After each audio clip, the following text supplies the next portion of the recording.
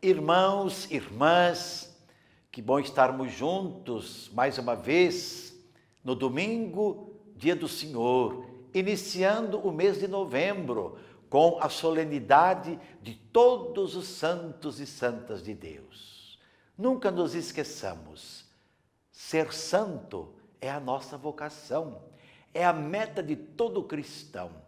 Tudo que a igreja faz, sua pregação, seus ensinamentos, sua ação pastoral evangelizadora, movimentos, grupos de trabalho, tudo deve levar a comunidade, os que creem, à santidade que é graça, que é dom de Deus e ao mesmo tempo resposta nossa. Nós estamos hoje com o evangelista Mateus, no capítulo 5, versículos de 1 a 12. Naquele tempo, vendo Jesus as multidões, subiu ao monte e sentou-se. Os discípulos aproximaram-se e Jesus começou a ensiná-los. Bem-aventurados os pobres em espírito, porque deles é o reino dos céus. Bem-aventurados os aflitos, porque serão consolados. Bem-aventurados os mansos, porque possuirão a terra. Bem-aventurados os que têm fome e sede de justiça, porque serão saciados. Bem-aventurados os misericordiosos, porque alcançarão misericórdia. Bem-aventurados os puros de coração, porque verão a Deus. Bem-aventurados os que promovem a paz, porque serão chamados filhos de Deus. Bem-aventurados os que são perseguidos por causa da justiça, porque deles é o reino dos céus. Bem-aventurados sois vós, quando vos injuriarem e perseguirem, e mentindo, disserem todo tipo de mal contra vós, por causa de mim. Alegrai-vos e exultai, porque será grande a vossa recompensa nos céus. Palavra da salvação, glória a vós, Senhor.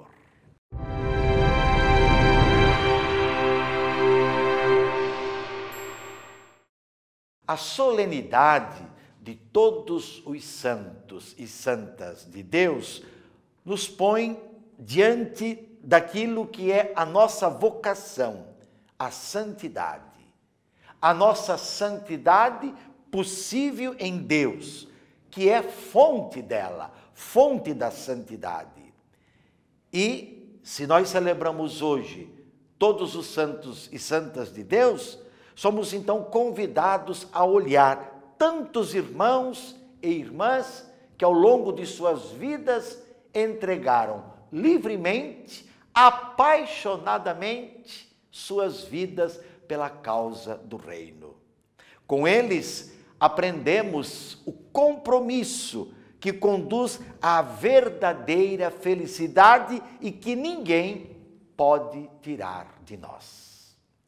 Estamos no início do Sermão da Montanha, onde Mateus apresenta à nova comunidade a nova e definitiva constituição do povo de Deus, já proclamada por Jesus aos seus discípulos.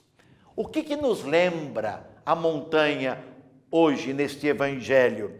O Sinai, onde Deus se encontrou, se revelou a Moisés, falou com ele e lhe entregou a lei. E a partir dela, da lei, selou uma nova aliança com o seu povo. Como relata o evangelista Mateus, é da montanha que Jesus então vai promulgar esta nova constituição, esta nova aliança que faz com o seu povo. Povo sofrido, povo faminto, povo desorientado, caído, sem perspectiva, mas que busca a presença de Deus, busca misericórdia, busca forças, solidariedade e quer promover a paz. Jesus proclama, primeiramente, que bem-aventurados são os pobres em espírito. Eles é que são felizes, eles é que são felizes. Por quê? Porque o reino dos céus é deles. Esta bem-aventurança está intimamente ligada à 8ª bem-aventurança, porque ela proclama felizes os que são perseguidos por causa da justiça. Dos perseguidos por causa da justiça é o reino dos céus. A promessa do reino, portanto, é para os pobres em espírito, ou seja, aqueles que puseram sua confiança em Deus, diante de uma sociedade que lhes negava a justiça e que sabem ser a solidariedade e a partilha o único caminho para um mundo novo, um mundo conforme o projeto de Deus. Portanto, ser pobre é reconhecer que só Deus é absoluto. Só Deus pode garantir os bens que nós precisamos para viver com dignidade. E assim nós podemos dizer que ser pobre em espírito é viver do essencial para a vida. Tudo o que é supérfluo acaba nos atrapalhando. Tudo o que é supérfluo vai nos fazendo ficar mais voltados para o sentido do acumular. E tudo aquilo que nós acumulamos é que pode estar fazendo falta para tantos irmãos e irmãs. Portanto, ontem como hoje, são os pobres em espírito e os perseguidos por causa da justiça que são os depositários do reino. Veja, essas duas bem-aventuranças acompanhadas de uma promessa, o reino. É a prática, é a vivência da justiça no serviço, no acolhimento, no perdão, que viabiliza e visibiliza, portanto, o reino. As 4 primeiras bem-aventuranças, os pobres, os aflitos, os mansos e os que têm fome e sede de justiça, são os caídos, são como que os últimos, os esquecidos do nosso mundo. Os misericordiosos, os puros de coração, os que promovem a paz, são os que levantam e encorajam os caídos. Quem são os aflitos?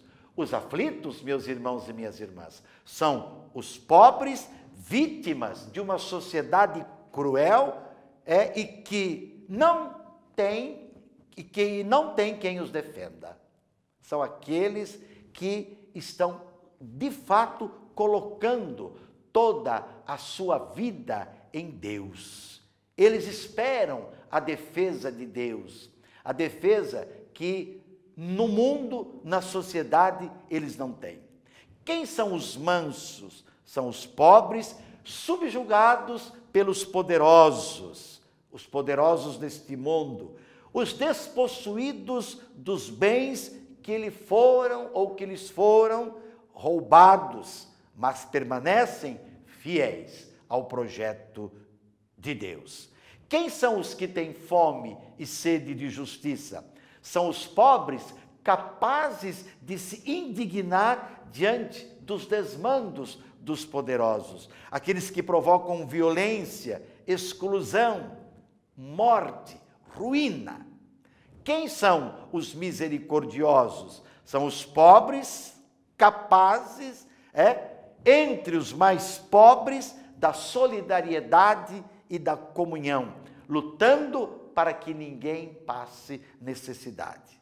O nosso exemplo atual é o de Santa Dulce dos Pobres, não é?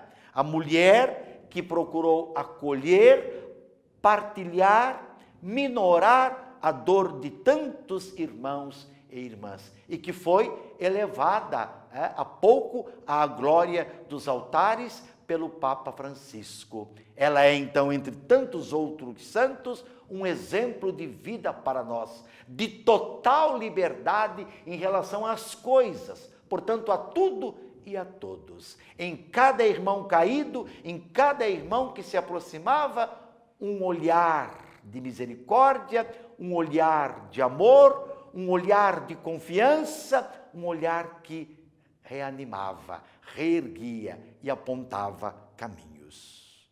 Pois bem, meus irmãos e minhas irmãs, continuando, quem são os puros de coração? São os que se comportam com uma única conduta e estão, portanto, em sintonia com o projeto do reino. Na Bíblia, a pureza de coração está associada às mãos inocentes. E ainda mais, para os povos da Bíblia, para os semitas, o coração é a sede das opções profundas que marcam a vida inteira. Quem são os que promovem a paz? São os pobres que acreditam que o que importa não é o meu bem, o bem para alguns, mas o bem para todos. A paz, nós sabemos também pela Bíblia, também pela Sagrada Escritura, são os bens na sua plenitude.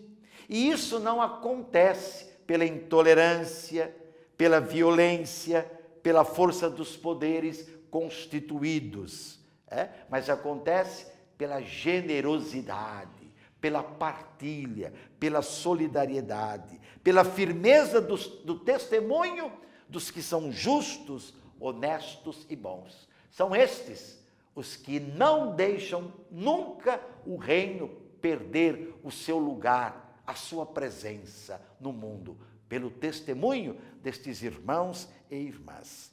A solenidade de todos os santos e santas convida a igreja, convida os cristãos, a comunidade inteira, a uma revisão na caminhada.